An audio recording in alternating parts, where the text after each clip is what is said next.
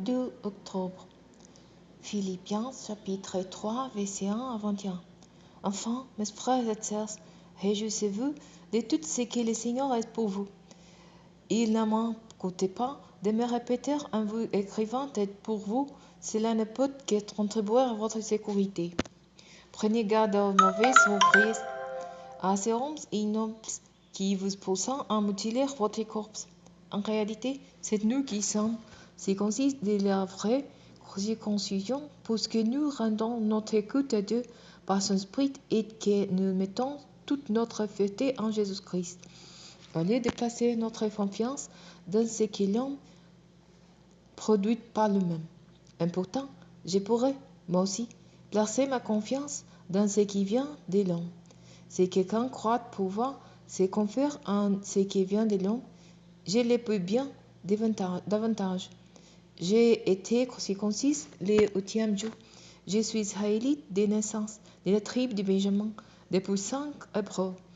Pour ce qui concerne le respect de la loi, je faisais partie des pharisiens.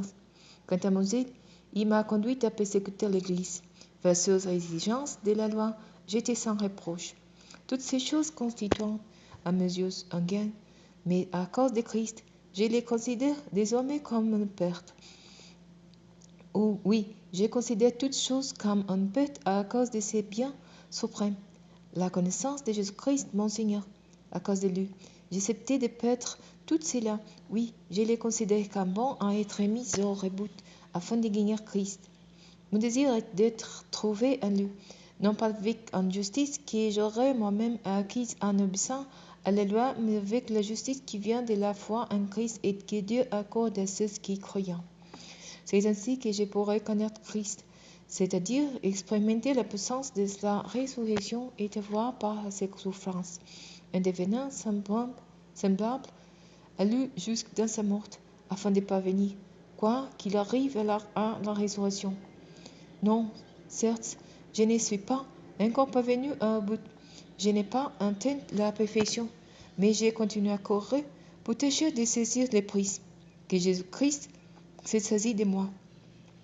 Non, frères et sœurs, pour moi, je n'estime pas avoir saisi les prises, mais j'ai fait une seule chose, oubliant ce qui est derrière moi, et tendant de toute mon énergie vers ce qui est devant moi.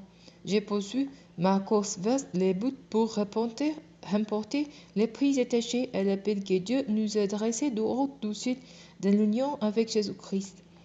Nous tous qui sommes spirituellement doutes, c'est cette pensée qui doit nous diriger. Et si, sur un point quelconque, vous pensez différemment, Dieu vous éclairera aussi là-dessus. Seulement, au point où nous sommes parvenus, continuons à marcher ensemble dans la même direction. Suivez mon exemple, frères et sœurs, et observez comment se conduisent ceux qui vivent selon les modèles que vous trouvez en nous. Car il en est beaucoup qui vivent en ennemi de la croix de Christ. Je vous en ai souvent parlé.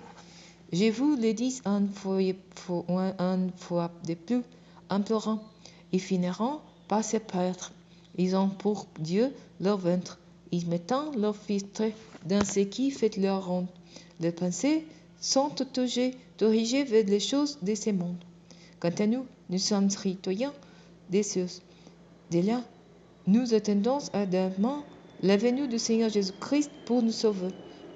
Elle transformera notre corps misérable pour le rendre conforme à son corps glorieux par la puissance qui lui permet aussi de tout soumettre à son autorité.